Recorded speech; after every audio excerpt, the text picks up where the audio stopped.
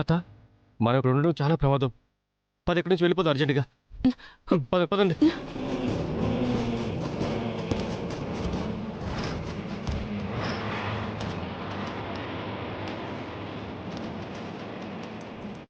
ఎవరో ఇక్కడ శంకుస్థాపన చేస్తున్నామని మా ప్రెసిడెంట్ గారిని చంపడానికి బాంబు పెట్టారు. ఇక్కడ బాంబు పెట్టాల్సిన అవసరం ఎవరికుంది? ఇంకెవరికి? మన బాల ఎర్రబాబుని ఓడించి గెలిచాడు కదా. ఆ కోపంతోనే ఆ ఎర్రబాబు దాక్షాయిని కలిసి ఈ పని చేసుంటారమ్మా.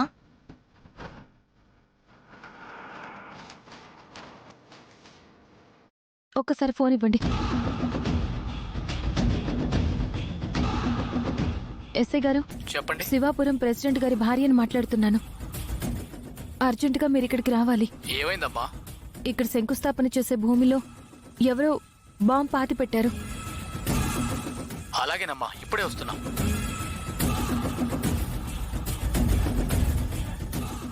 ఎంత పెద్ద ప్రమాదం తప్పింది. ఆ పాపిస్టు వాళ్ళు బాంబు పెట్టి బాలాని నిన్ను చంపాలనుకున్నారమ్మా.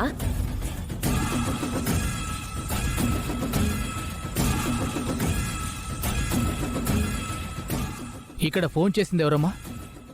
బాంబేది? మీకెవరి మీదైనా అనుమానం ఉందా? లేదు సార్, ఎవరు చేశారో తెలీదు.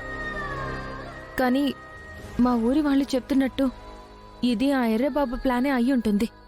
అవును కదా. అవును అమ్మా, మీకు అనుమానం ఉన్న వాళ్ళ పేరుతో ఒక కంప్లైంట్ రాసివ్వండి, నేను ఎంక్వైరీ చేస్తాను.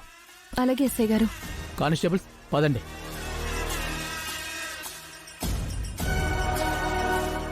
అమ్మా, మరి శంకుస్థాపన వాయిదా వేయమంటారా? లేదు పంతులు గారు, శంకుస్థాపన జరిపించండి. ఊరు వాళ్ళకి మాటిచ్చినట్టు పంచాయతీ నిధులతో వాటర్ ట్యాంక్ కట్టించాల్సిందే. సుందరి చెప్పింది కరెక్ట్.